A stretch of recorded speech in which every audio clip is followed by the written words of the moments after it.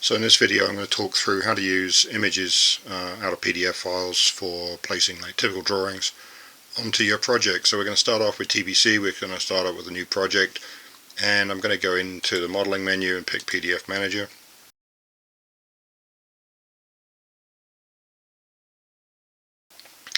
And PDF Manager is going to ask me which PDF file I want to work with, so it just takes a second here. And we're going to pick this Morrison Farms project that you've seen before. So in here we're going to go in here. First thing I'm going to do is I'm going to go find page 8, and I'm going to set the scale on that page 8 to 1 inch equals 50 feet. You can check that if you want to, but if you click on any of the pages here, set up the synchronize function here, just toggle between the two, and you'll see that if you zoom in or you maximize the screen here, if I make this a little bit bigger, you'll see that the scale is 1 inch equals 50 feet for that page. And you can do that for any of the pages directly in here, and that way when you bring them into TBC's graphics they will be scaled to 50 automatically, so you don't have to kind of rescale them if you don't want to. Next thing is we're going to look at these like sub areas here. These are areas that we want to bring in to the project and overlay the master sheet and get those all correct. And then beyond that we've got some typical details on page 3, I think it is. And page 3 has the typical details of the road and the curb and gutter section and the drainage pipes and stuff like that. So we want to get this kind of information up on the drawing so we don't have to keep referring back to the PDF file. So how do we do that? So we're going to close out of here.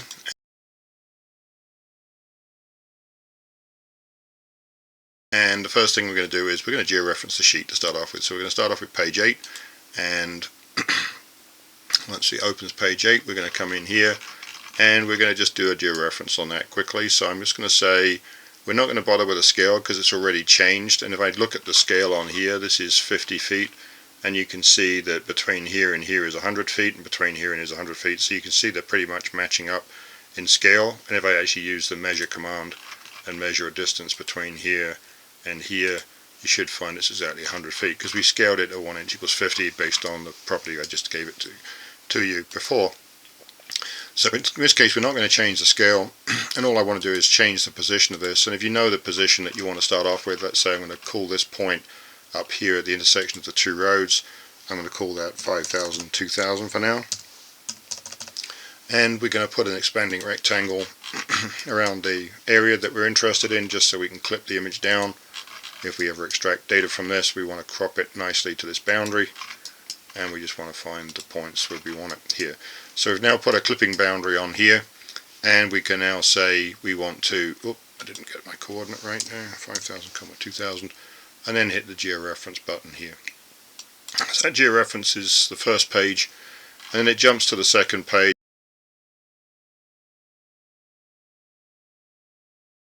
Maybe I want to go to that page 6, so if I go up here and say page 6, which is that typical detail of the intersections, this is where you would want to now place this over here, place this over here, and place this over here, and use those as overlays. So we're going to use the Georeference extract method to do that. So again, I didn't scale these because these have different scales.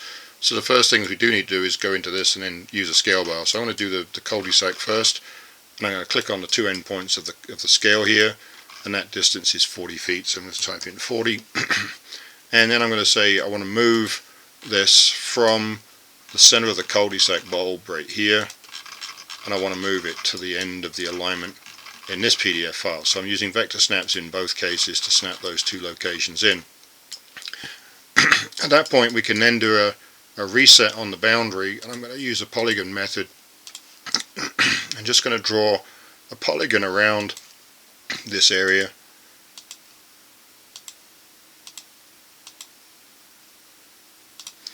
and then just georeference extract rather. So georeference extract will take that piece of this and place it over that location on my project drawing. So you can see the boundary is over the right area, and we'll come back and check that in a few minutes. So now we're ready to georeference extract of the next page. So we're going to do the same thing again. So the scale bar, we want to pick between this point, and this one's at 20 scale, so we're going to do that's 40 feet again, so we're going to do 40 feet. And the location of this time we want to pick the center of this cul-de-sac right here, and in this case we know that that point is again that 5,000, 2,000, so I don't have to go off. If I've given it a coordinate I know, I don't have to go off and pick it, I can just type it in. Then I'm going to do a polygon, I'm going to do a reset on the boundary, and again I'm just going to pick a polygon boundary around this area. And then hit Georeference the extract. And that then puts that up over here. And then I'm going to do the third one in the same way. So I'm going to do, again, the third piece of this. I'm going to go back to scale bar. This one is a bigger scale. So I'm going to go in here and just measure from here to here, and that's 20 feet. And once I've done that, I'm going to use that common point again. So I'm going to say move it, and I want to move it from the common point right here to 5,000, 2,000 again, and then I'm going to do another polygon, hit reset to reset the boundary, and I'm just going to come around and snap into this polygonal area here.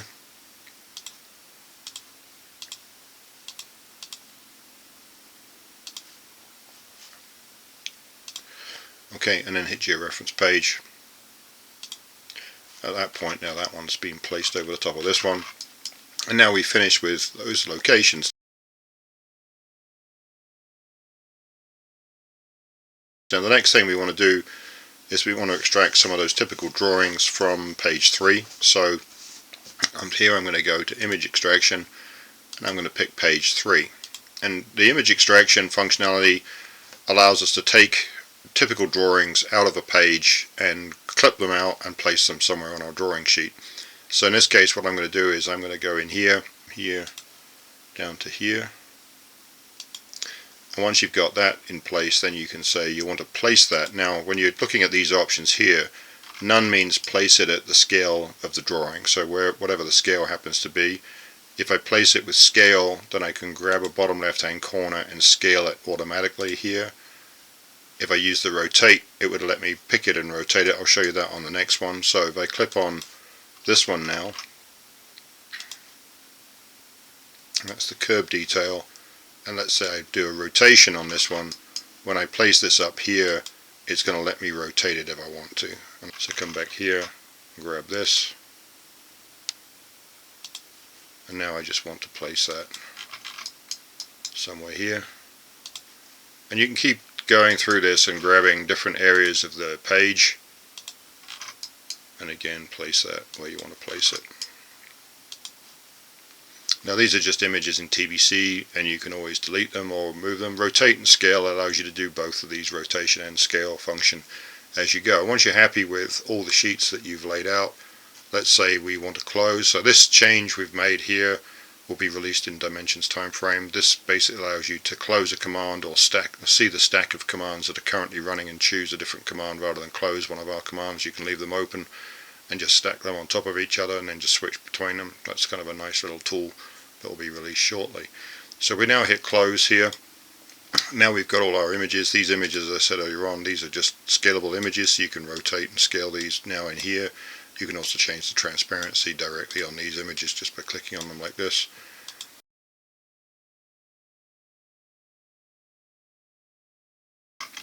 If we've got, these are georeferenced images, so these are locked in. If you want to change the transparency or the way that these images are displayed, you can go across to your imported files list here, and you can grab all the images that you've placed, all the georeferenced images you've placed, and you can set the transparency on those to be whatever you want to be, so you can see them on top of each other. And you can also change the way they're displayed. If you want to say display them in the dim style, or if you want to, you could pick these extracts that we did from page 6, these 3, and we could say show those in blue lined and make those a higher priority. So we could say put those, where's the priority on here, display priority, we can set those to 5 so they sit up on top. And so now when you look in on this, you can see your blue line data on top of the other data, and you can see it matches up pretty much perfectly between those sheets. And again, of course, you can turn these on and off in the Georeference files list. So we can see the master sheet. In this case we're looking at this one, and then if we turn on the master sheet, page 8, in the background, hopefully we'll be able to see that our blue line is matching up nice and easily with the other data, so we can compare and contrast a blue line sheet with the actual sheet. Now when you're looking at blue lines, you probably don't want to set the transparency on those, so if I set these three to blue lined, I probably want to just change the transparency back to 0 on those so they stand out on top of the other data. So you can compare and contrast, you know, revision data against the original set of plans directly in here using this kind of methodology, and then pick out data that's changed quickly, or you can add detail to the drawings as you go.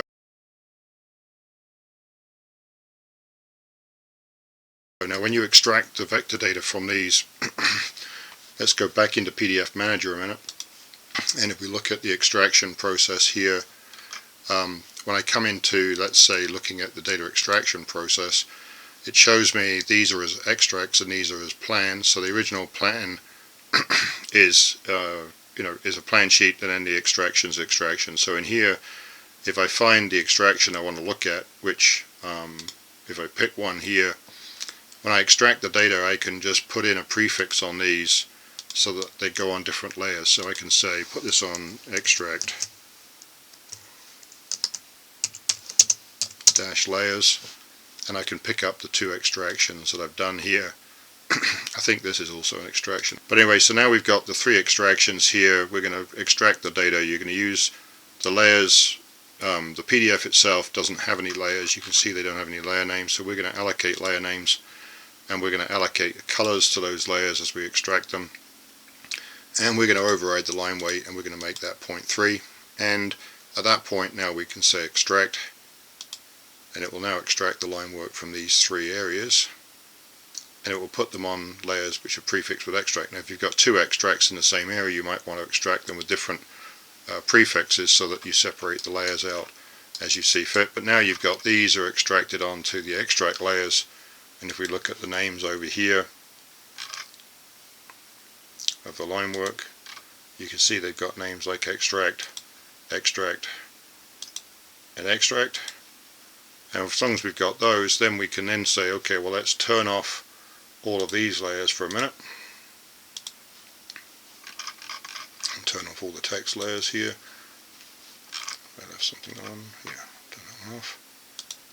And now if we extract the line work from the master plan, so we turn all these off and turn the master plan on, and again we're going to allocate layers, and this time I'm going to change the layer name prefix to GRDG dash for grading plan, and then extract those, and those should end up with the same type of layer names, but this time with the prefix grading. So if I just undo this, just minimize the PDF text layer, turn that off, and then down here now you can see we've got an extraction PDF and we've got the grading PDF, and then here we've got extraction layers and grading layers, etc. So you can then work with those layers separately as you see fit, and rename them or regroup them or put them onto different layers if you want to at that point.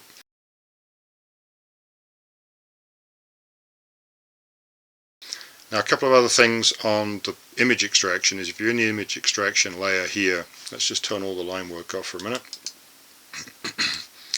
And if we're looking at pages that have been georeferenced in here, and we want to extract images from those, let's say there was a detail over here that I wanted, let's say this little bit of detail over here was still visible, I could go into the image extraction function, and when I go into image extraction, in this list you'll see it shows you all the pages that are unreferenced right now. So 1, 2, 3, 4, 5, and then page 7 and page 9 were unreferenced.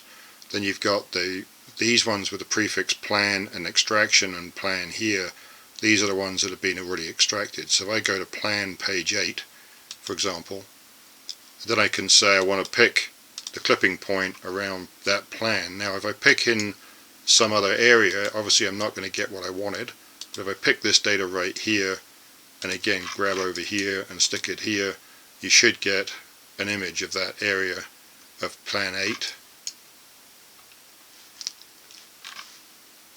I need to turn on all my layers again, because I put it on site data layer, and there's the image now that I just cropped out of that page. And so as long as you've got the page visible and you pick it from here, the key here is if you've got another data sheet that you want to pull up that's unreferenced at this point, then you could go into here and say show me, let's say page 7, and then it will show you page 7, and now you could grab an image from here. If you want to see the storm plan and profile sheet, you could grab this storm sheet between here and here, for example, and maybe you want to make it a little bit bigger on the south end here, and maybe make it a little bit wider. Oh, you've got the scale on there and you've got the scale on that side, so you've got what you need there. And now you could now just say I want to place it from this image, and you've got to make sure you pick the page here, and then when you come to place the image you should be able to do it from here. Okay, and so that way you can grab data from any unreferenced sheet, but if you've got the reference sheet you've got to make sure you pick it from the list, because a reference sheet is isolated differently from the unreferenced sheets, and so you've got to be able to pick it from the list to make sure you're picking from the right area. If you pick the wrong sheet number, so if I go in here and I pick page 8, for example, it's thinking I'm going to go to the Georeference page 8. It doesn't show me that other area, but now if I come into another image like this one and I try doing a clipping boundary around it, currently there's nothing stopping it from selecting that, but when I go to place it, I'm not going to get an image, even though it says it's got a boundary, because that image is not over page 8. The area I picked is not over page 8, so it won't pick anything from there. If you can see the data and you don't want to turn the line work off and you're working from page 8, you can just grab an image from here, let's say like this area here, and then place that. And when you do that, it's only going to crop out the image data. It's not going to worry about the visible data on top of it, so it only shows you the data that you've extracted from below. And every one of these images is just a piece of, it's a piece of imagery. We've placed it directly, go on layer 0, and if you then want to relayer those, you could pick all those images by grabbing them one or the other like this, and you could place them on a different layer should you want to do that. So if you do that, then over here you can put them on layer, and then put them on your site images layer or whatever you might want to put them on in here. Now we are going to set a default layer for that. Currently it's not set right now, but we will be doing that, so that then you can come down to your site data layer group here and turn that on and off directly from there if you want to. So that's how you use the image extraction function. It works with both georeferenced images and non-georeferenced images, or georeferenced pages, and allows you to lay out your images. And once you've laid them out, you can then of course grab them with grips. So if I just close the command here a second, I can grab the grips on these and move them into position where I want them. So they're out of the way of the project, but they're visible. And if there's one I extracted by mistake, I can just delete it like that, and then grab these other ones and bring them down closer to where I'm working. So I've got all my details now on my drawing, and I don't need to worry about going back to the PDF file to look at any other information. I've got it all right here that I wanted. Okay, and you can always go back to the PDF and open it and do the re-referencing or the re-imaging should you want to do it.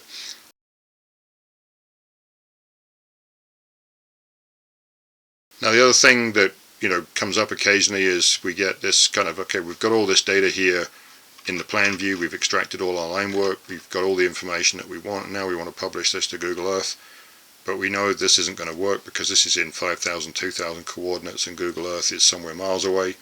So what I'm going to do here is I'm just going to turn off all of the data for a second, and in Google Earth we can go across to Google Earth, and in Google Earth I'm going to just delete this for a second. And the way you handle this in Google Earth is you need to find 2 points that you can see in this drawing or in this area of Google Earth. So I searched up here for Morrison Farms, Ohio. It found the subdivision. You can see the subdivision's already been built, but let's say we were extending it over here and we wanted to add we want to be able to publish from our TBC project directly to this location in Google Earth. So what's the quickest and easy way to do that? The first thing to do in here is you want to add a ruler. So you're going to go to add tools and ruler, and then you're going to just measure between 2 known points that you can see here that you can also find in the plan. So I'm going to pick a point here, and I'm going to pick a point right here on the corner of that subdivision corner there. Let's zoom in a bit there so I can snap to it. I think I've already got a measurement there, so okay. So I've now got a baseline here, and I'm just going to hit save, and that will add the measured baseline. And I'm just going to call this Georef baseline -mo farms, and I'm going to say OK. And that saves it to the Google Earth project, but then I can right click on here and then do save place as, and I'm just going to stick this on my desktop for now, and I'm going to give it this name. And at that point now I've created a KMZ file, which I can now go into TBC, and if I go find that KMZ file that I just created on my desktop, I'm just going to drag and drop that KMZ file into TBC. And at that point now there should be a baseline somewhere on the drawing here, which is kind of hard to see, but if I do Control A, hopefully I can find it. So there's my baseline, and my project is somewhere down at 5,000, 2,000, so it's somewhere over here somewhere. So how do I now work with that? If I want to now move all my data from my project up to here, this baseline here is the baseline that I just imported, and it's been brought into the system on this layer, Georeferenced Baseline Mo Farms. So if I go find that layer for a second, and just turn it off, and now zoom extents. I need to turn on some line work probably. So my line work is down here, just need to make sure I turn off that layer. Okay, so I've got my data down here that I want to move. So now what I want to do is I want to find those two common points in the PDF and the two common points in my project. So I'm just going to turn off the line work again here, just for a second. And I'm now going to say go to PDF Manager, and I want to re-reference my PDF file. So I'm going to go to the Update Georeference function, and I'm going to pick all my images, and then objects wise I'm going to pick all my data. So I'm going to come turn everything on here. That turns everything on. I want to see all my images and stuff as well. So now in my object data I want to put a window around all of this information. And now I've selected it all. I'm just going to turn it off because I don't want to see it while I'm doing my snapping here. So I'm going to say hide all. And at this point now I'm going to move it. I'm going to move it from, now I want to do this using multi-point method, and so I'm going to say that I've got point 1, which is where this property line, where's the boundary here, right, this one right here, this point right here, and I want to pick the second point, which is the corner up here where these two property lines come together. And then I want to go to my world locations, and I want to now turn off my georeferenced images for a second, and I want to turn on my georeferenced baseline so I can see that, and zoom extents, and there's my baseline. Now you see it's oriented incorrectly because I don't have a coordinate system set up in this project yet. So if I now go into project settings here and go to coordinate system, and I want to change it, and this time I want to change it to I want to change my coordinate system to Google Earth. I want to go to recently used Ohio North, and then say OK. So I just basically deleted it and re-imported it again, because once you've changed the coordinate system you have to re-import the KML, KMZ files because they get computed as they're imported. So this line is now in the right orientation, so now I can pick the two ends of this line. And now if I turn on all my data here, and if I turn on my georeferenced images as well, and now I hit the apply button,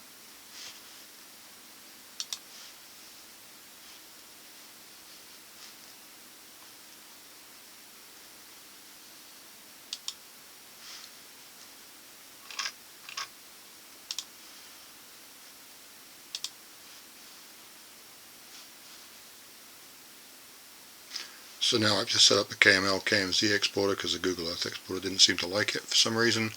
Pick the data from here, pick all the objects that you want to export, set up the file name that you want to place this in, which I'm putting on my desktop, and output a KML or a KMZ file depending on which one you want to use. And once you've done that, you can then say, I'm going to do KMZ, let's just do that for now, and clamp to ground, and then say export, and that will create you the KMZ file.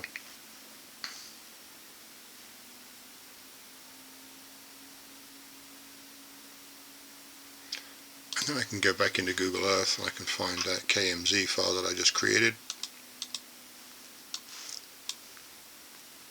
And there's all the line work for your project directly in there. Now if you want to publish the image files for the PDFs, you can do that also. You can grab the images, put a plot box around them, and then publish them to Google Earth. We are going to work on an improved way of exporting those to make it easier for you as well. But now we've got all of our data overlaying on our Google Earth image, so we can actually share that information, take it to the field in Google Earth Mobile, or we could publish this to a GPX file and open that up in Google Maps Mobile, and then you'd have all the information that you had in TBC directly in your handheld that you can walk around on site with.